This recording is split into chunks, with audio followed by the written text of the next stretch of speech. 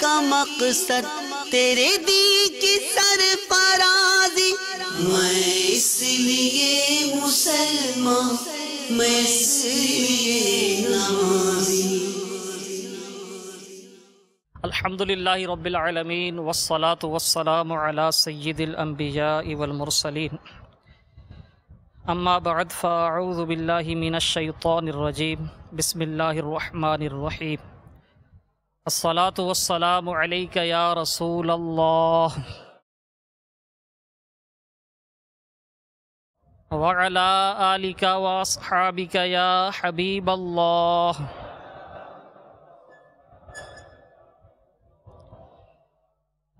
الصلاة والسلام علیک یا نبی اللہ وعلی آلک واصحابک یا نور اللہ۔ نویت سنت الاعتکاف۔ میٹھے میٹھے اسلامی بھائیوں، دعوت اسلامی کا ایک شعبہ ہے مدینہ العلمیہ۔ مدینہ العلمیہ نے دعوت اسلامی کے اشاعتی ادارے مکتبۃ المدینہ کے توسل سے، یعنی مکتبۃ المدینہ نے رسالہ شائع کیا ہے اعلیٰ حضرت رحمۃ اللہ تعالیٰ علیہ کی انفرادی کوششیں۔ اس میں حضور سیدی اعلیٰ حضرت رضی اللہ تعالیٰ عنہ کی نیکی کی دعوت کے واقعات ہیں، انفرادی کوشش کے واقعات ہیں۔ اس رسالے کے آغاز میں سرکار مدینہ صلی اللہ تعالیٰ علیہ وآلہ وسلم کا یہ فرمان نقل کیا گیا ہے۔ چنانچہ حضور شافع یوم النشور صلی اللہ تعالیٰ علیہ وسلم کا فرمان خوشبودار ہے، بے شک تمہارے نام ما شناخت مجھ پر پیش کیے جاتے ہیں، لہٰذا مجھ پر احسن یعنی خوبصورت الفاظ میں درود پاک پڑھو۔ صلو علی الحبیب صلی اللہ تعالی علی محمد وعلی آلہ وصحبہ وسلم۔ میٹھے میٹھے اسلامی بھائیوں اور مدنی چینل کے ناظرین، الحمدللہ عز و جل دعوت اسلامی کے مدنی ماحول کی برکت سے ہمارا یہ ذہن بنتا ہے، بنایا جاتا ہے کہ ہم ہر اچھے کام سے پہلے کچھ نہ کچھ نیتیں کر لیں، اچھی اچھی نیتیں کر لیں، نیتیں کی ہیں تو ان کا اعادہ کر لیں۔ آئیے اب بھی حصول ثواب کے لیے، اللہ تعالیٰ کی رضا جوئی کے لیے کچھ نیتوں کا اعادہ کر لیتے ہیں۔ نیت کیجئے کہ انشاءاللہ عز و جل پوری توجہ سے اول تا آخر سلسلے میں شریک رہیں گے۔ انشاءاللہ عز و جل علم دین کے مدنی پھول سیکھیں گے، یاد رکھیں گے، ممکنہ صورت میں اہم مدنی پھولوں کو لکھ بھی لیں، اور یہ بھی نیت کر لیں کہ انشاءاللہ نیکی کی دعوت عام کرنے کی نیت سے دوسروں تک بھی انہیں پہنچائیں گے۔ صلو علی الحبیب صلی اللہ تعالی علی محمد وعلی آلہ وصحبہ وسلم۔ میٹھے میٹھے اسلامی بھائیوں اور مدنی چینل کے ناظرین، الحمدللہ عز و جل مدنی چینل کی انفرادیت ہے کہ وقتاً فوقتاً علم دین کے حصول کے لیے، اخلاقی نکھار کے لیے، عقائد اور اعمال کی اصلاح کے لیے مختلف سلسلے یہ مدنی چینل پر ٹیلی کاسٹ کیے جاتے ہیں۔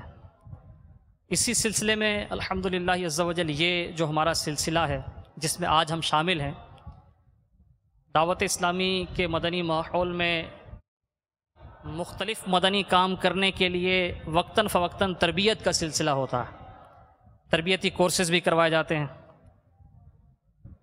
ان تربیتی کورسز میں شرعی، تنظیمی، اخلاقی تربیت ہوتی ہے، عقائد اور اعمال کی اصلاح کے لیے مدنی پھول دیے جاتے ہیں۔ اس کے ساتھ ساتھ عملی تربیت کا بھی سلسلہ رہتا ہے۔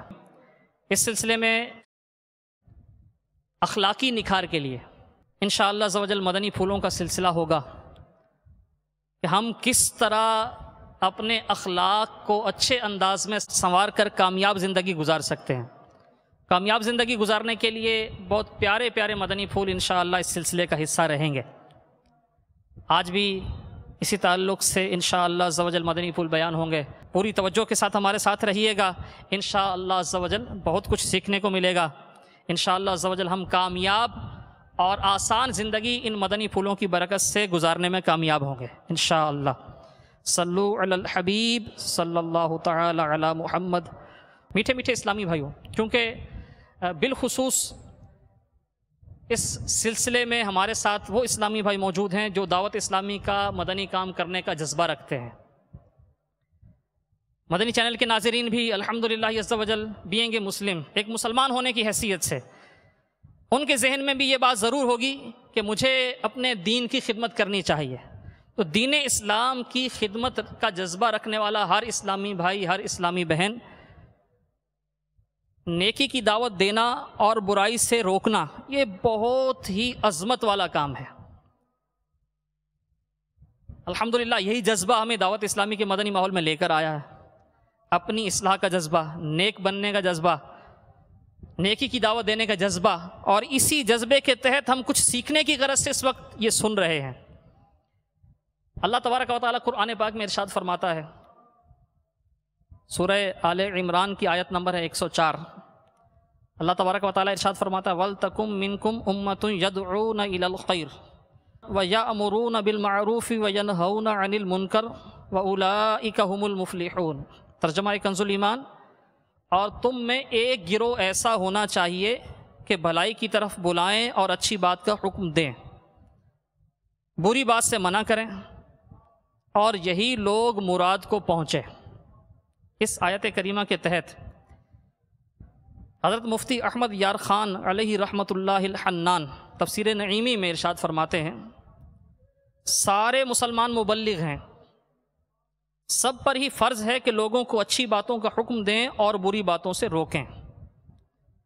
کچھ آگے چل کر قبلہ مفتی صاحب رحمۃ اللہ تعالیٰ علیہ نے تفسیر نعیمی میں بخاری شریف کی یہ حدیث پاک نقل کی ہے کہ تاجدار رسالت صلی اللہ تعالیٰ علیہ وسلم نے ارشاد فرمایا بلغوا عنی ولو آیہ، یعنی میری طرف سے پہنچا دو اگرچہ ایک ہی آیت ہو۔ مزید مفتی صاحب ارشاد فرماتے ہیں، اسلام میں تبلیغ یعنی نیکی کی دعوت دینا اور برائی سے منع کرنا یہ بہت اہم عبادت ہے، بلکہ آپ فرماتے ہیں کہ بقیہ عبادات تو ایسی ہیں کہ جس سے انسان کو یعنی عبادت کرنے والے کو خود فائدہ ہوتا ہے، مگر تبلیغ کا فائدہ، نیکی کی دعوت دینے کا فائدہ اپنی ذات کے ساتھ ساتھ دوسروں کو بھی ہوتا ہے۔ لازم یعنی صرف اپنی ذات کو فائدہ پہنچانے والا عمل، لازم اس عمل کو کہتے ہیں جس سے فقط اپنی ذات کو فائدہ ہو۔ آپ فرماتے ہیں لازم یعنی صرف اپنی ذات کو فائدہ پہنچانے والے عمل سے متعدی وہ عمل ہے جس سے اپنی ذات کے ساتھ ساتھ دوسروں کو بھی فائدہ ہو۔ آپ فرماتے ہیں لازم سے متعدی یعنی وہ عمل جس سے اپنی ذات کو فائدہ ہو، اس سے ایسا عمل جس سے دوسروں کو بھی فائدہ ہو، یہ زیادہ فضیلت والا ہے۔ روایت میں ہے کسی نے حضور انور صلی اللہ تعالی علیہ وسلم سے پوچھا بہترین بندہ کون ہے؟ ارشاد فرمایا اللہ تبارک و تعالیٰ سے ڈرنے والا، صلہ رحمی یعنی رشتہ داروں کے ساتھ حسن سلوک کرنے والا، اچھی اچھی باتیں بتانے والا، اور برائیوں سے روکنے والا۔ سبحان اللہ عز و جل، بہترین بندہ کون ہے؟ ارشاد فرمایا اللہ تعالیٰ سے ڈرنے والا، دوسرا صلہ رحمی یعنی اپنے رشتہ داروں کے ساتھ حسن سلوک کرنے والا، اور تیسرا برائیوں سے روکنے والا، اچھی بات بتانے والا، نیکی کی دعوت دینے والا۔ تو الحمدللہ عز و جل یہ نیکی کی دعوت دینا یہ بہت عظیم کام ہے۔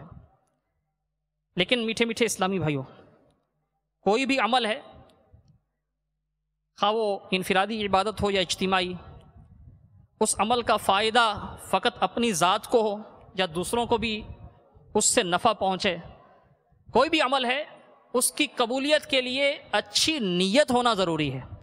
تو ہمارے آج کے سلسلے کا موضوع یہ نیت سے متعلق ہی ہے کہ ہم نیکی کی دعوت دیں، برائی سے منع کریں، دین کی خوب خدمت کریں، اللہ تبارک و تعالیٰ ہمیں توفیق عطا فرمائے، لیکن ہم اپنی نیت کو درست رکھیں۔ اگر ہماری نیت درست نہ ہوئی تو خدا نخواستہ کہیں ایسا نہ ہو کہ ہماری ساری کوششیں بیکار ہو جائیں۔ وہ کون سے عوامل ہیں جو نیت کے فساد کا باعث بنتے ہیں؟ انشاءاللہ عز و جل آج کے اس سلسلے میں ان کا تذکرہ بھی ہوگا۔ ایسے اسباب جن سے نیت فاسد ہوتی ہے، عمل ضائع ہو سکتا ہے، ان سے کیسے بچا جائے، ان کا علاج کیسے کیا جائے، انشاءاللہ یہ بھی آج کے سلسلے کا حصہ ہے۔ تو یہاں موجود اسلامی بھائی بھی اور مدنی چینل کے ناظرین بھی پوری توجہ کے ساتھ موجود رہیں، اور ہو سکے تو یہ مدنی پھول لکھ بھی لیں، ساتھ ساتھ نیتیں بھی کرتے چلے جائیں۔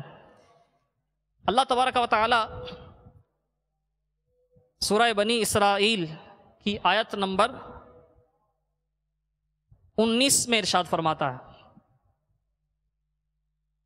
وَمَنْ أَرَادَ الْآخِرَةَ وَسَعَى لَهَا سَعْيَهَا وَهُوَ مُؤْمِنٌ فَأُولَئِكَ كَانَ سَعْيُهُمْ مَشْكُورًا۔ دعوت اسلامی کے اشاعتی ادارے مکتبۃ المدینہ نے ترجمے والا پاکیزہ قرآن شائع کیا ہے، کنز الایمان، اس کے صفحہ نمبر 529 پر اس آیت کریمہ کا ترجمہ کچھ یوں ہے، جو آخرت چاہے اور اس کی سی کوشش کرے اور ہو ایمان والا تو انہی کی کوشش ٹھکانے لگی۔ اس آیت کریمہ کے تحت صدر الافاضل مولانا سید محمد نعیم الدین مراد آبادی علیہ رحمۃ اللہ الہادی ارشاد فرماتے ہیں، معلوم ہوا عمل کی قبولیت کے لیے 3 چیزیں درکار ہیں، 3 شرطیں ہیں کسی عمل کے قبول ہونے کے لیے۔ اگر یہ شرطیں نہیں پائی جائیں گی تو عمل قبول نہیں ہوگا۔ اب وہ کون کون سی شرطیں ہیں؟ وَمَنْ أَرَادَ الْآخِرَةَ، طالب آخرت ہونا، یعنی وہ عمل جب کر رہے ہیں تو نیت اچھی ہو، آخرت کی ثواب کی نیت ہو، کوئی باطل نیت نہ ہو، کسی اور کو راضی کرنے کی نیت نہ ہو، بلکہ آخرت کے ثواب کی نیت ہو، پہلی یہ شرط۔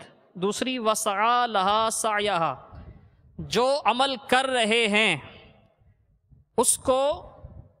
اس کے لیے کوشش پکی ہو، سعی ایسی ہو کہ عمل اس کے حقوق کے ساتھ ادا کیا جائے۔ مثلا نماز پڑھتے ہیں تو اب نماز کے فرائض، نماز کے واجبات، نماز میں جو سنتیں ہیں، مستحبات ہیں، ان کا خیال رکھا جائے، مکروہات سے بچا جائے، مفسدات سے بچا جائے، تو اس طرح کامل طور پہ نماز ادا کی جائے، عمل اس طرح کیا جائے جس طرح عمل کرنے کا حق ہے۔ یہ دوسری شرط ہوئی۔ ہم نیکی کی دعوت دیں گے، درس و بیان کریں گے، انشاءاللہ اسلامی بھائیوں پر انفرادی کوشش کریں گے، تو یہ جو نیک کام ہے یہ بھی اس کے جو تقاضے ہیں ان کو پورا کرتے ہوئے، اس کے لوازمات کا خیال کرتے ہوئے اچھے انداز میں ملنساری کے ساتھ، حسن اخلاق کے ساتھ ہم پیش کریں گے۔ تو دوسری شرط کیا ہوئی؟ عمل کی کامل کوشش، اس کے حقوق کا خیال رکھتے ہوئے۔ اور تیسرا وَهُوَ مُؤْمِنٌ، اور ایمان۔ مفتی صاحب ارشاد فرماتے ہیں قبلہ صدر الافاضل مولانا سید محمد نعیم الدین مراد آبادی رحمۃ اللہ تعالی علیہ، سب سے زیادہ ضروری چیز یہی ہے، کیا؟ ایمان۔ ایمان والا ہو، نیت آخرت کے ثواب کی ہو، اور عمل کو اس کے حقوق کے ساتھ ادا کرے، تو یہ 3 شرطیں ہیں عمل کی قبولیت کے لیے۔ میٹھے میٹھے اسلامی بھائیوں، پتہ چلا کہ صاحب ایمان ہونے کے ساتھ ساتھ اچھی نیت ہونا اور عمل کو اس کے حقوق کے ساتھ ادا کرنا، یہ اس عمل کی قبولیت کے لیے ضروری ہے۔ تو نیکی کی دعوت دینا، برائی سے منع کرنا، آپ نے سماعت فرمایا، بڑا ہی یہ ثواب والا کام ہے۔ اللہ تبارک و تعالیٰ کے بہترین بندوں میں اس کا شمار ہے جو یہ کرتا ہے۔ لیکن خدا نخواستہ اگر دعوت اسلامی کا مدنی کام کرتے ہوئے، کسی کو نیکی کی دعوت پیش کرتے ہوئے، کسی کی اصلاح کی تڑپ ہے دل میں، ہم اس کو نیکی کی دعوت دیتے ہیں، بیان کرتے ہیں، درس دیتے ہیں، مدنی قافلوں میں سفر کرتے ہیں، کوئی بھی نیکی کی دعوت سے متعلق کام کرتے ہیں، کوئی بھی عبادت کرتے ہیں، خدا نخواستہ اگر ہماری نیت اللہ تبارک و تعالیٰ کی رضا سے ہٹ کر کچھ اور ہوئی، آخرت کا ثواب یہ نظر میں نہ ہوا، بلکہ لوگوں کی واہ واہ کے لیے، یا لوگ مجھے اچھا سمجھیں، یا اس طرح کی کوئی اور فاسد نیت ہوئی، تو اب ہمارا عمل قبول نہیں ہوگا، بلکہ ایسی فاسد نیت پر نہ صرف یہ عمل رد ہوگا بلکہ گناہ بھی ذمے پر آئے گا۔ یہ کسی اور مقصد کے لیے کام کرنا، نیک کام کرنا، لیکن اللہ تعالیٰ کی رضا مقصد نہ ہو، اللہ تبارک و تعالیٰ کی رضا مقصود نہ ہو، اسے کہتے ہیں ریاکاری۔ کہ بندہ اللہ تبارک و تعالیٰ کی رضا کے لیے کام نہ کرے بلکہ کسی اور مقصد کے لیے کرے۔ ریاکاری کی تعریف یہ بھی سماعت فرما لیجئے، سمجھنے کے لیے مزید واضح ہو جائے گا۔ اللہ تعالیٰ کی رضا کے علاوہ کسی اور ارادے سے عبادت کرنا، یعنی کوئی بھی ایسا کام جو عبادت کے قبیل میں داخل ہے، کوئی بھی اچھا کام، کوئی بھی نیک کام، یہ اللہ تعالیٰ کی عبادت کی نیت سے نہ ہو بلکہ کسی اور ارادے سے ہو۔ مثلا اس غرض سے ہو کہ لوگ اس کے اس نیک کام کی وجہ سے اس کی عزت کریں، یا یہ لوگوں سے مال کمائے اس کے ذریعے سے، یا اس کو کوئی مرتبہ اس وجہ سے دیا جائے، اس کی عزت کی جائے، تو لوگوں سے اس کا اجر طلب کرنا اللہ تبارک و تعالیٰ کے علاوہ، یہ ہے ریاکاری۔ ایک بہت پیاری مثال امام محمد غزالی رحمۃ اللہ تعالیٰ علیہ نے ریاکاری کو سمجھانے کے لیے دی ہے۔ میٹھے میٹھے اسلامی بھائیوں اور مدنی چینل کے ناظرین، آپ بھی سماعت فرمائیے، تو اس سے ریاکاری ذرا اچھے انداز میں سمجھنے کا موقع ملے گا کہ ریاکاری یہ کیوں حرام ہے اور ریاکاری کیا ہے۔ آپ ارشاد فرماتے ہیں، مثال کے طور پر کوئی شخص سارا دن بادشاہ کے سامنے کھڑا رہے، جس طرح خدام حاضر رہتے ہیں، جس طرح خادم بادشاہ کے سامنے حاضر رہتے ہیں، درباری حاضر رہتے ہیں، ایک شخص ہے وہ بھی بادشاہ کے سامنے حاضر ہے، لیکن اس کا مقصود یہ اس لیے نہیں کھڑا، اس کا مقصود یہ نہیں ہے کہ بادشاہ راضی ہو جائے، بادشاہ کے حکم کی بجا آوری کے لیے کھڑا نہیں ہوا، بلکہ اس کی نیت یہ ہے کہ بادشاہ کی کوئی خوبصورت کنیز ہے، کوئی خوبصورت نوکرانی ہے، یہ کھڑا ہو کر اس کو دیکھ رہا ہے، اس کو دیکھنا اس کا مقصود ہے، بادشاہ کی رضا کے لیے نہیں کھڑا ہوا، بادشاہ کی تابعداری کے لیے نہیں کھڑا ہوا۔ اب اس کا یہ کھڑا ہونا بادشاہ کے ساتھ مذاق ہے۔ اگر بادشاہ کو اس کے ارادے کا پتہ چلے گا تو کیا بادشاہ اس کو انعام دے گا؟ بادشاہ اس کو سزا دے گا کہ یہ ہماری بارگاہ میں ایسا کبھی کام کرتا ہے، یہ ہماری فرما برداری کے لیے نہیں کھڑا بلکہ یہ ایک عورت کو تاکنے کے لیے کھڑا ہے، تو بادشاہ ایسے کو جزا نہیں دے گا، کوئی انعام سے نہیں نوازے گا بلکہ اس سے سزا دی جائے گی۔ تو امام محمد غزالی رحمۃ اللہ تعالی علیہ سمجھانے کے بعد ارشاد فرماتے ہیں، اس سے زیادہ قابل حقارت اور نفرت کیا بات ہوگی کہ کوئی شخص اللہ تعالیٰ کی عبادت اس کے کمزور اور لاچار بندے کو دکھانے کے لیے کر رہا ہے۔ کھڑا تو اللہ تعالیٰ کے حضور ہے، کام تو وہ کر رہا ہے جس سے مقصود اللہ تعالیٰ کو راضی کرنا ہو، پیش تو اللہ تعالیٰ کی بارگاہ میں ہے، لیکن اس کی نیت یہ ہے کہ یہ کمزور اور لاچار بندہ جس کو دکھانے کے لیے کر رہا ہے، جس سے واہ واہ مقصود ہے، کھڑا تو اللہ تعالیٰ کی بارگاہ میں ہے، لیکن اس کی نیت یہ ہے کہ وہ کمزور اور لاچار بندہ وہ دیکھے اور وہ اس کی تعریف کرے، جو اس کو بالذات ذاتی طور پر نہ کوئی نفع پہنچا سکتا ہے نہ نقصان دے سکتا ہے۔ تو یہ اللہ تعالیٰ کے حضور کھڑے ہو کر بھی کسی اور کی رضا چاہتا ہے۔ امام غزالی رحمۃ اللہ تعالیٰ علیہ ارشاد فرماتے ہیں، اس سے بڑھ کر قابل نفرت بات کیا ہوگی؟ میٹھے میٹھے اسلامی بھائیو، یہ ہے ریاکاری، جسے شرک اصغر بھی کہا گیا ہے، چھوٹا شرک۔ الحمدللہ عز و جل بانی دعوت اسلامی امیر اہل سنت حضرت علامہ مولانا ابو بلال محمد الیاس صاحب اتار قادری رضوی ضیائی مدظ اللہ العلی، آپ مختلف شعبہ زندگی سے تعلق رکھنے والے اسلامی بھائیوں کی بڑے ہی پیارے انداز میں رہنمائی فرماتے ہیں۔ ریاکاری کے تعلق سے بھی مزید واضح کرنے کے لیے آپ نے مایہ ناز تصنیف فیضان سنت کے باب نیکی کی دعوت میں ریاکاری کی مثالیں بیان فرمائی ہیں۔ مثال سے کیا ہوتا ہے کہ بات اچھے انداز میں سمجھ میں آتی ہے۔ آپ نے بھی اسکول کالج میں پڑھا ہوگا، مدنی چینل کے ناظرین بھی اس بات کو جانتے ہیں کہ کسی چیز کی ڈیفینیشن اگر صرف بتا دی جائے اور مثال نہ دی جائے تو بہت سے ایسے ہوں گے جو اسے نہیں سمجھ پائیں گے، لیکن اگر مثال سے سمجھایا جائے تو ہر کوئی سمجھ جائے گا، بلکہ اچھے انداز میں سمجھیں گے۔ مثلا اسم کی تعریف بیان کی جاتی ہے، اسم کسے کہا جاتا ہے، اسم کی تعریف تو بیان کر دی کہ کسی نام کو کہتے ہیں اسم، لیکن جب تک وہ مثال نہیں دی جائے گی بات واضح نہیں ہوگی۔ مثال کے طور پہ کسی بھی چیز کا نام، کرسی ہے، میز ہے، تو یہ اسم ہے، یعنی گرامیٹیکلی اس طرح تعریف بیان کی جاتی۔ تو جب تعریف بیان کریں گے کہ کسی چیز کے نام کو اسم کہتے ہیں تو بات اتنی واضح نہیں ہے، شاید کئیوں کی سمجھ میں نہ آئے، لیکن جب مثال دی جائے گی کہ جیسے کرسی، میز، درخت، مکان، تو یہ سارے کیا ہیں؟ اسم۔ اب یہ بات اچھے انداز میں سمجھ میں آ گئی۔ امیر اہل سنت دامت برکاتہ العالیہ نے ریاکاری کی تعریف بھی بیان فرمائی ہے اور ریاکاری کی مثالیں بھی دی ہیں، جن مثالوں سے ریاکاری کو پہچاننا یہ مزید آسان ہو جاتا ہے۔ صفحہ نمبر ہے 67 نیکی کی دعوت، جو باب ہے فیضان سنت کا، اس میں ریاکاری کی 80 مثالیں ہیں۔ اس میں نماز سے متعلق 11 مثالیں امیر اہل سنت نے بیان فرمائی ہیں کہ نمازی کس انداز پر وہ ریاکاری کا شکار ہو سکتا ہے۔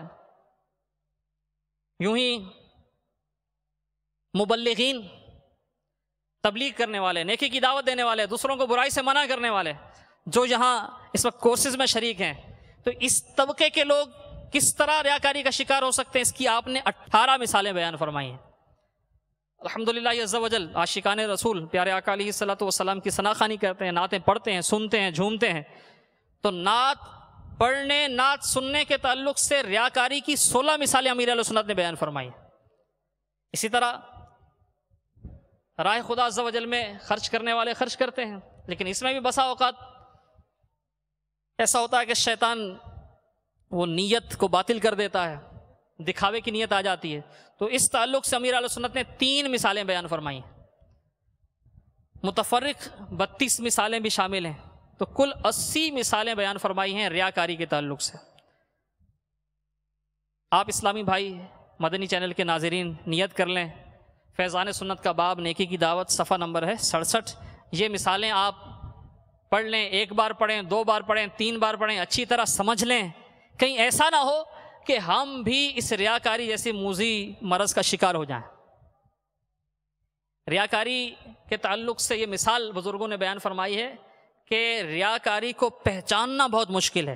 یہ مثال بیان کی گئی ہے کہ جس طرح اندھیری رات میں سیاہ پتھر پر چیونٹی کی چال مخفی ہے، پوشیدہ ہے، اس کو کوئی نہ، اس کی ظاہر چیونٹی کی چاپ کون سنے گا، اور نظر بھی، یعنی چیونٹی اتنی باریک ہوتی ہے کیسے نظر آئے گی، اور پھر رات بھی اندھیری ہو اور پتھر بھی سیاہ ہو، اس پر سیاہ چیونٹی ہو، تو اب اس کو کوئی کیسے دیکھ سکے گا؟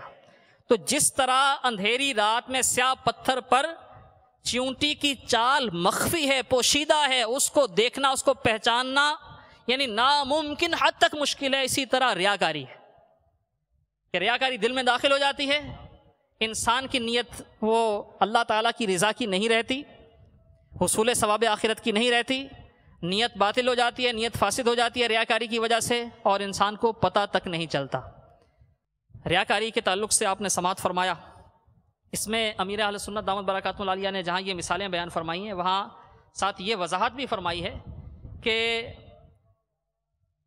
یہ مثالیں پڑھنے کے بعد، سننے کے بعد، یا ریاکاری کے سے متعلق کوئی بھی بیان سن کر، کوئی بھی مدنی پھول سن کر یہ ذہن نہ بنے کہ یعنی یہ جو ریاکاری کی علامت ہے، یہ ریاکاری کی جو مثال ہے، یہ فلاں میں پائی جاتی ہے، کیونکہ ریاکاری کا تعلق ہے دل سے، نیت کا تعلق دل سے، ریاکاری کا تعلق دل سے ہے۔ تو اب ہم کسی کے بارے میں یہ فیصلہ نہیں کر سکتے کہ اس کا یہ عمل اللہ تعالیٰ کی رضا کے لیے ہے یا وہ دکھاوے کے لیے کر رہا ہے۔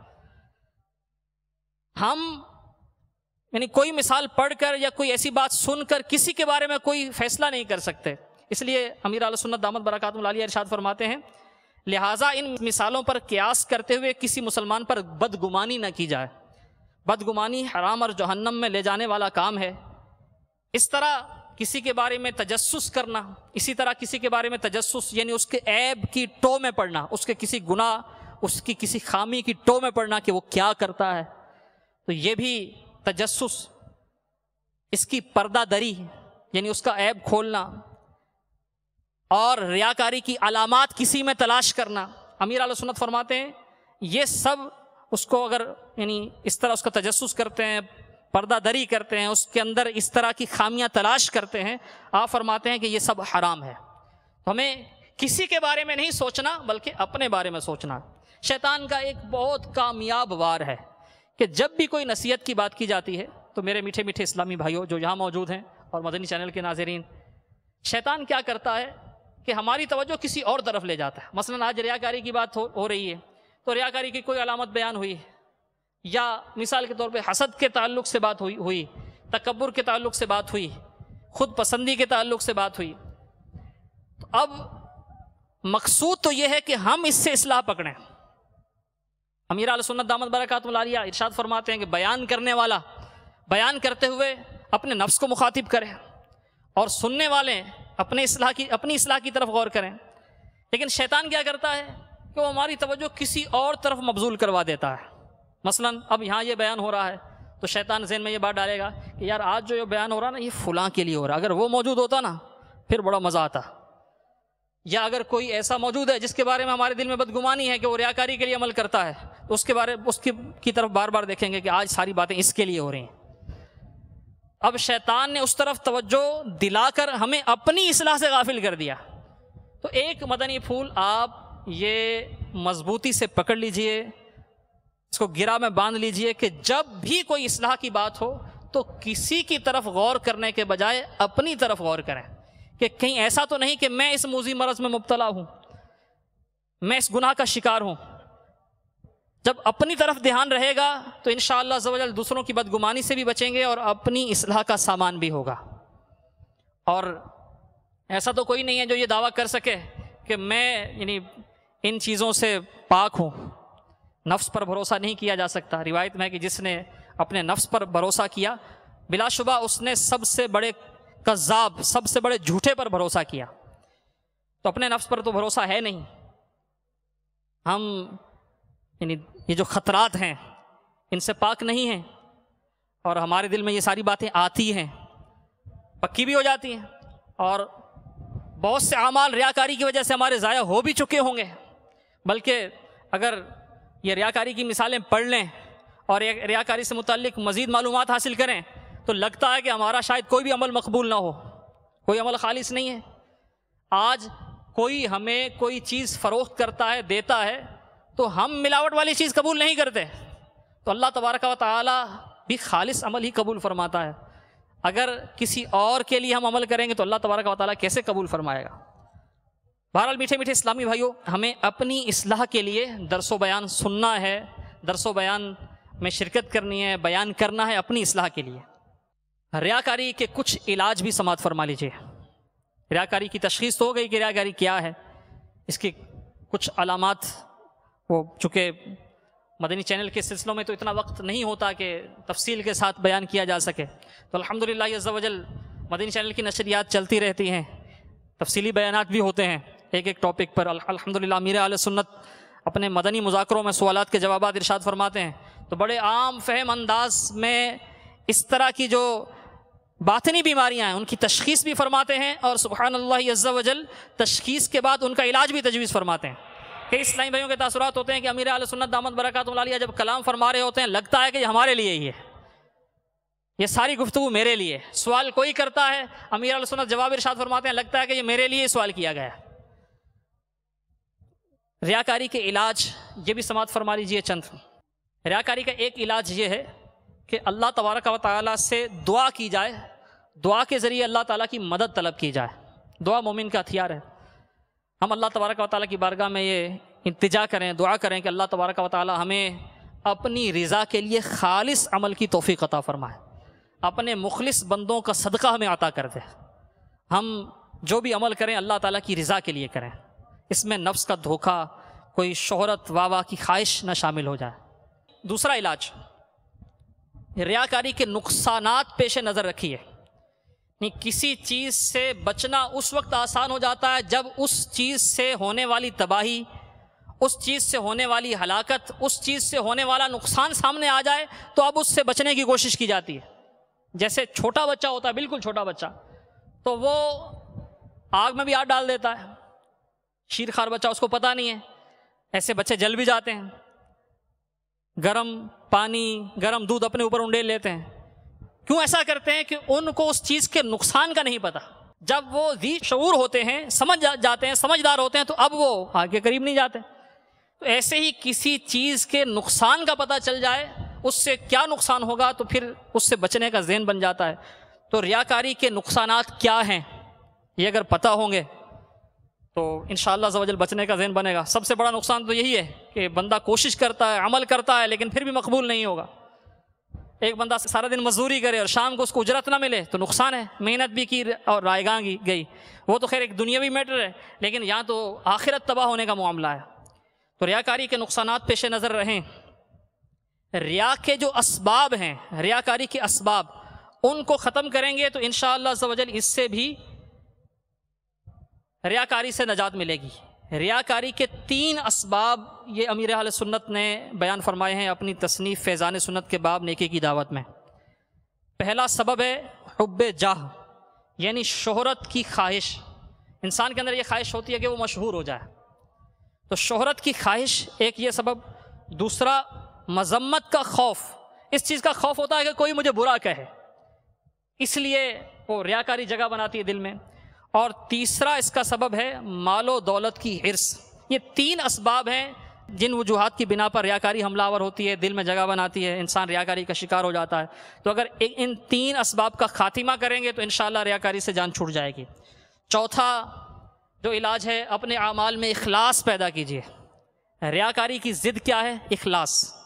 ریاکاری ہے اللہ تبارک و تعالیٰ کی عبادت کے علاوہ کسی اور ارادے سے عبادت کرنا، اللہ تعالیٰ کی عبادت کی نیت کے علاوہ کوئی اور نیت ہو۔ اور اخلاص یہ ہے کہ بندہ اللہ تعالیٰ کی رضا کے لیے عبادت کرے۔ اپنی نیت درست کر لیجئے، کوئی بھی عمل کریں تو پہلے اپنی نیت پر توجہ دینے۔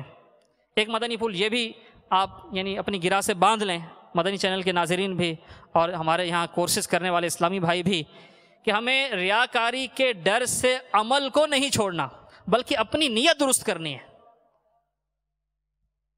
مثال کے طور پر آپ نیکی کی دعوت پیش کرنے جا رہے ہیں، اب اپنی نیت پہ غور فرما لیں کہ اس سے میرا مقصود کیا ہے۔ اگر خدا نخواستہ کوئی وہ فاسد نیت ہے تو اپنی نیت کی اصلاح کر لیجئے، اللہ تعالیٰ کی جو رضا کی نیت ہے اس کو پیش نظر رکھیے۔ تو نیت کی اصلاح کرنی ہے، عمل نہیں چھوڑنا۔ چھٹا علاج، دوران عبادت بھی شیطانی وسوسوں پر نظر رکھیے۔ شروع میں تو نیت کی اصلاح کر لی، لیکن ہو سکتا ہے کہ عمل کرنے کے دوران شیطان دل میں کوئی وسوسہ ڈالے کہ تو نماز پڑھ رہا ہے، دیکھ وہ بھی تجھے دیکھ رہا ہے، تو چونکہ وہ دیکھ رہا ہے تو ایسے ڈھیلا ڈالا کھڑا، ذرا خاشعانہ انداز سے کھڑا ہو جا۔ تو اب ویسے بھی ہم تنہائی میں ہوں یا دوسروں کے سامنے ہوں، ہمیں اللہ تبارک و تعالیٰ کا جب وہ خوف ہوگا اور اللہ تبارک و تعالیٰ کی رضا کے لیے عبادت کر رہے ہوں گے تو پھر ہمارے انداز میں فرق نہیں آئے گا۔ لیکن ہمیں شیطانی وساوس پر نظر رکھنی پڑے گی۔ تو اگلا علاج یہی ہے، 7واں، کہ تنہائی ہو یا لوگوں کے بیچ میں ہو، ہمارا عمل کا انداز ایک سا ہونا چاہیے۔ 8واں علاج، اپنی نیکیوں کو چھپائیے۔ 9واں علاج، اچھی صحبت کو اختیار کیجیے۔ اور 10واں علاج، اوراد و وظائف کا معمول بنا لیجیے، جیسے شجرہ عالیہ، قادریہ، رضویہ، عطاریہ، اس میں امیر علیہ سنت نے بہت سے اوراد عطا کیے، اوراد کریں، وظائف کریں، تو اس کی برکت سے بھی انشاءاللہ عز و جل ریاکاری جیسی آفت سے پناہ نصیب ہوگی۔ انشاءاللہ عز و جل اللہ تعالیٰ کی رضا کے لیے اخلاص کے ساتھ عمل کرنے کا وہ موقع ملے گا۔ اس میں آپ نے سماعت فرمایا کہ اچھی صحبت جو ہے یہ بھی ریاکاری سے نجات کا ذریعہ ہے۔ سبحان اللہ عز و جل، دعوت اسلامی کا مدنی ماحول ہمارے لیے یہ نیت کی اصلاح کا بھی ذریعہ ہے، عقائد کی اصلاح کا بھی ذریعہ ہے، اعمال کی اصلاح کا بھی بہترین ذریعہ ہے۔ الحمدللہ عز و جل، امیر اہل سنت دامت برکاتہ العالیہ کے جہاں بہت سے احسانات ہیں اس امت پر، ایک بہت بڑا احسان یہ مدنی انعامات کی صورت میں بھی آپ نے ہمیں عطا کیا ہے۔ مدنی انعامات کیا ہیں؟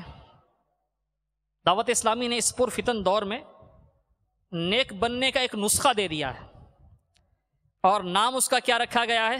مدنی انعامات، یعنی دوسرے الفاظ میں کہیے نیک بننے کا نسخہ ہے یہ۔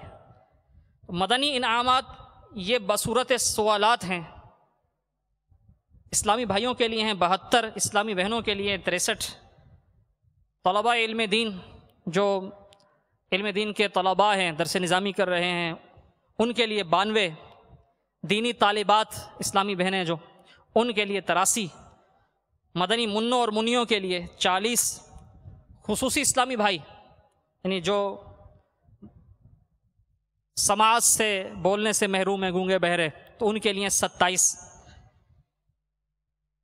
بے شمار اسلامی بھائی، اسلامی بہنیں، طلباء، طالبات یہ مدنی انعامات کے مطابق اپنے عمل کو ڈھالنے کی کوشش کرتے ہیں اور وقت مقرر کر کے سونے سے پہلے یا کوئی بھی وقت مقرر کر کے اس میں فکر مدینہ کرتے ہیں۔ فکر مدینہ ایک اصطلاح ہے، دعوت اسلامی کی ایک ٹرم ہے۔ مراد کیا ہے کہ مدینے کی فکر، اپنے اعمال کا محاسبہ۔ یہ مدنی انعامات یہ اپنے اعمال کا محاسبہ ہے، یہ ایک تڑپ ہے ہمارے اندر کہ میں سدھرنا چاہتا ہوں، میں نیک بننا چاہتا ہوں، میں اچھا ہونا چاہتا ہوں، میں ایسا بننا چاہتا ہوں کہ اللہ تبارک و تعالیٰ مجھ سے راضی ہو جائے۔ تو یہ سدھرنے کے لیے، اپنے محاسبے کے لیے بصورت سوالات مدنی انعامات امیر اہل سنت نے مرتب فرمائے ہیں۔ تو وقت مقررہ پر اسلامی بھائی مدنی انعامات کا رسالہ پر کرتے ہیں، تو اسے اصطلاحاً کہا جاتا ہے فکر مدینہ۔ یعنی ایک ایک سوال، جیسے پہلا سوال نیتوں سے متعلق ہے کہ کیا آج آپ نے کچھ نہ کچھ کاموں سے پہلے اچھی اچھی نیتیں کیں، تو یہ پہلا مدنی انعام۔ اب اس مدنی انعام کو پڑھا اور غور کیا کہ کھانے سے پہلے، اسی طرح جو عبادات کے معاملات ہیں، لین دین ہے، معاشرت، تو ان کاموں سے پہلے کیا نیتیں کی ہیں؟ اگر نیتیں کی ہیں تو وہاں وہ درست لگا دیتے ہیں، اور اگر نہیں کر پائے تو آئندہ کے لیے نیت کر لیتے ہیں۔ تو اس طرح روزانہ فکر مدینہ کی جاتی ہے، وقت مقرر کر کے اسلامی بھائی کرتے ہیں، اسلامی بہنیں کرتی ہیں، بے شمار تعداد میں فکر مدینہ رسالہ پر کیا جاتا۔ آپ بھی مدنی انعامات کا رسالہ حاصل فرما لیجئے۔ جب بھی نیا مہینہ شروع ہو، مدنی ماہ چاند نظر آئے تو اگلے ماہ کا رسالہ حاصل کر لیں، پچھلے ماہ کا رسالہ اس کا میزان کر کے اپنے یہاں کے ذمہ دار کو جمع کروا دیں۔ سبحان اللہ عز و جل، مدنی انعامات کا رسالہ پر کرنے والے کس قدر خوش قسمت ہوتے ہیں، اس کا اندازہ اس مدنی بہار سے لگائی۔ حیدرآباد، زمزم نگر، باب الاسلام، سندھ، پاکستان۔ حیدرآباد کے ایک اسلامی بھائی کا اس طرح کا بیان ہے، حلفیہ، یعنی انہوں نے قسم کھا کر یہ بیان دیا کہ ماہ رجب المرجب 1426 سن ہجری ایک شب مجھے خواب میں مصطفیٰ جان رحمت صلی اللہ علیہ وسلم کی زیارت کی عظیم سعادت ملی۔ لبھائے مبارکہ کو جنبش ہوئی، رحمت کے پھول جھڑنے لگے، الفاظ کچھ یوں ترتیب پائے: جو اس ماہ روزانہ سے مدنی انعامات سے متعلق فکر مدینہ کرے گا، اللہ تبارک و تعالیٰ اس کی مغفرت فرما دے گا۔ مدنی انعامات کی بھی مرحبا کیا بات ہے، قرب حق کے طالبوں کے واسطے سوغات ہے۔ میٹھے میٹھے اسلامی بھائیوں اور مدنی چینل کے ناظرین، آپ بھی مدنی انعامات کے مطابق اپنی زندگی گزارنے کی، عمل کرنے کی نیت کیجئے، اور یہ نیت کر لیجئے کہ انشاءاللہ ہم پابندی سے روزانہ فکر مدینہ کرتے رہیں گے۔ فکر مدینہ ایک ایسا کام ہے جس میں شیطان بہت زیادہ سستی دلاتا ہے۔ نیت کی جاتی ہے، ایک دن، 2 دن، 4 دن کرتے ہیں، پھر سستی ہو جاتی ہے، 1 دن 2 دن رہ گیا، پھر وہ پکا ہی رہ جاتا۔ تو شیطان سستی دلائے گا، لیکن آپ کوشش کیجئے کہ فکر مدینہ کا ناغہ نہ ہو۔ بالفرض کبھی رہ جاتی ہے فکر مدینہ، آپ نہیں کر پائے تو اگلے دن کر لیجئے، از سر نو آپ پھر سے فکر مدینہ شروع کر دیجئے۔ شیطان ہو سکتا ہے پھر سستی دلائے، پھر کبھی رہ جائے، تو ہم نے ہمت نہیں ہارنی۔ ہماری یہ جنگ ہے شیطان کے خلاف، تو شیطان کے خلاف جنگ جاری رہے گی انشاءاللہ عز و جل۔ تو مدنی انعامات ہی ہمارے پاس ہتھیار ہے، ہم نے اپنا ہتھیار نہیں چھوڑنا، انشاءاللہ عز و جل فتح ہماری ہی ہوگی انشاءاللہ عز و جل۔ صلو علی الحبیب صلی اللہ تعالی علی محمد وعلی آلہ وصحبہ وسلم۔ میٹھے میٹھے اسلامی بھائیوں، دعوت اسلامی کے مدنی ماحول میں ہر مہینے کی پہلی پیر شریف یعنی اتوار کو مغرب سے پیر مغرب تک یوم قفل مدینہ منانے کی اسلامی بھائیوں میں، اسلامی بہنوں میں ترکیب ہے۔ امیر اہل سنت دامت برکاتہم العالیہ ارشاد فرماتے ہیں اس کا لطف تو وہی سمجھ سکتا ہے جو یہ دن مناتا ہے، قفل مدینہ کا دن۔ یہ ہے کیا؟ سمجھ لیجئے۔ اس میں مکتبۃ المدینہ کا رسالہ خاموش شہزادہ، صفحات ہیں اس کے 48، یہ ایک بار پڑھنا یا سننا ہے، آپ اکیلے پڑھ لیں یا اسلامی بھائیوں کے بیچ میں کوئی ایک اسلامی بھائی پڑھ کے سنا دے، یا کچھ ایک اسلامی بھائی پڑھ دے باقی دوسرا اسلامی بھائی پڑھ دے، اس طرح تقسیم کر کے سب پڑھ سن لیں۔ اس طرح خاموشی کا جذبہ ملے گا۔ یوم قفل مدینہ میں حتی الامکان ضرورت کی بات بھی اشارے سے یا لکھ کر کریں، یا جہاں بولنا ضروری ہے، مثلا کچھ سلام کرتا تو سلام کا جواب، یا چھینک کسی کو آئی اس نے اللہ تعالیٰ کی حمد کی، الحمدللہ رب العالمین کہا تو اب چھینک کا جواب، اس طرح نیکی کی دعوت دینا۔ تو جو ضروری امور ہیں بس اسی وقت بولیں، اس کے علاوہ جو ضروری گفتگو ہے وہ بھی کم سے کم لفظوں میں کریں یا پھر لکھ کر کریں۔ امیر اہل سنت دامت برکاتہم العالیہ ارشاد فرماتے ہیں یہ مدنی پھول تو عمر بھر کے لیے قبول فرما لیجئے کہ جب بھی کام کی بات کرنی ہو کم سے کم الفاظ میں کریں، اتنا زیادہ مت بولیں کہ مخاطب یعنی جس سے بات کر رہے ہیں وہ بیزار ہو جائے۔ الحمدللہ عز و جل بعض ایسے اسلامی بھائی ہیں جو ہر ماہ لگاتار 3 دن یوم قفل مدینہ مناتے ہیں۔ کاش ہم بھی زندگی بھر روزانہ ہی یوم قفل مدینہ منانے والے بن جائیں۔ کاش دل کے مدنی گلدستے میں عمر بھر کے لیے یہ مدنی پھول سج جائے۔ فضول گوئی سے بچو تاکہ گناہوں بھری باتوں میں پڑھ کر جہنم میں نہ جا پڑو۔